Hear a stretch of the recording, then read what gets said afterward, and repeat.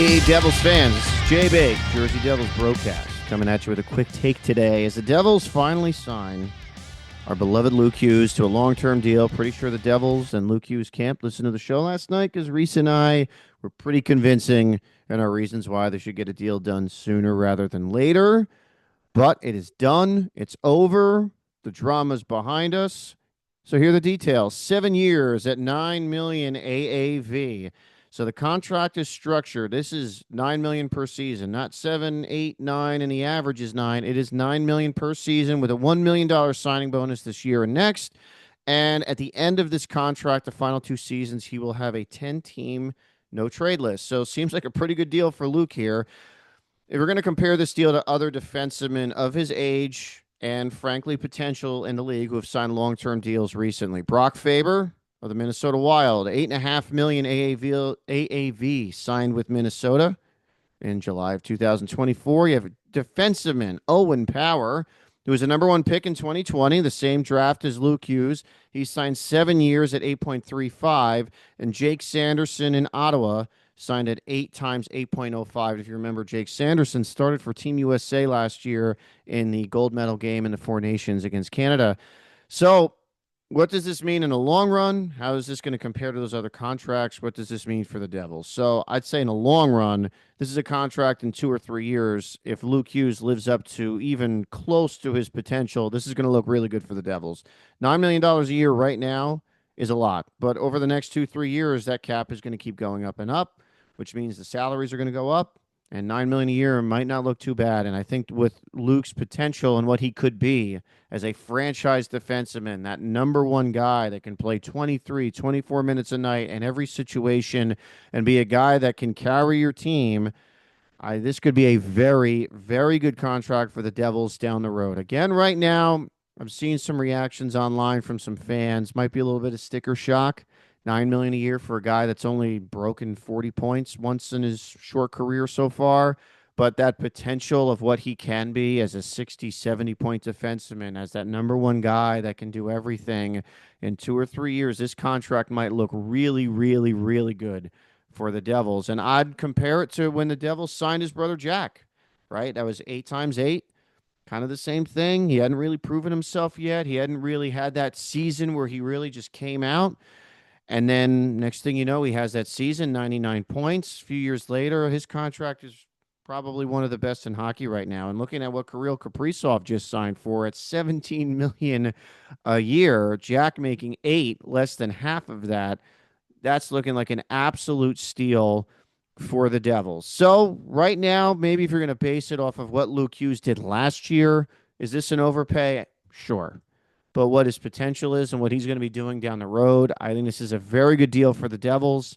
And this is a contract that down the road could look like an absolute steal, because this in a few years, that salary cap is going to be going well north of $100 million a year. So this contract isn't going to really be quite as big as it looks right now. But with this deal done, what does that mean for the Devils, right? We got a lot of defensemen signed on this team. With this deal done, the Devils have Hughes, Hamilton, Pesce, Siegenthaler, Dillon, Kovacevic, and Casey all signed through this season and the following season. And remember, Simone Nemec, who's one of my guys that I think I'm still high on. I still like Simone. He's going to be an RFA next summer. He's going to be getting a new contract. He's going to be under team control. So the Devils are loaded on the back end right now. They got a lot of guys on the back end signed for the next 2 years. Not a lot of room for some of these other young defensemen to come up, barring any injury. But Devils have a pretty deep decor right now. That's certainly a positive. You can't win championships with bad defense. That is impossible. And us Devils fans know that when you have good defense, you win championships. We've seen that many times. 3, to be exact. So what are the cap implications then for the Devils? They're now $3.98 million over the salary cap, which we talked about this on our show on Radio Garden State, Tuesday nights 9 to 10. Throughout the summer, end of the year last year, who's going to be moved to make room for Luke Hughes' new salary? Andre Palat's been rumored. Trade hasn't been done. Dougie Hamilton's been rumored. Trade hasn't been done. Even Dawson Mercer's name we've seen thrown out there, and a trade hasn't been done. So what are they going to do now? I think that's going to be the most interesting part of this over the next few days, at least in the short term. Devils do have a cap issue here. And long term, injured reserve (LTIR) is now capped at 3.86 million a year. So if they put Kovacevic on LTIR, who's hurt right now and seems like he's the most likely candidate for that, they are still going to be slightly over the cap. So they're going to have to deal with this here. And we've been talking about this. Andre Palat is a guy that many of us would love on a $2 million a year contract. He's making over $6 million a year. Seems like that's a guy that would make sense to move, but as of right now, Devils haven't been able to make that make sense.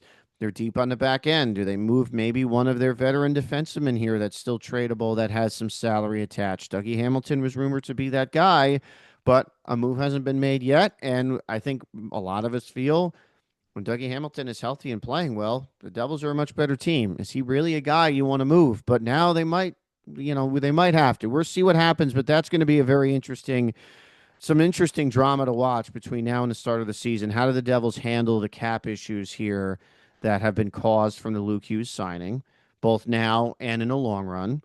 But I think we can all agree this is a great day for the Devils to get this guy signed long term. Luke Hughes is the best defensive prospect the Devils have had come up through their system probably since Niedermeyer in the mid-90s.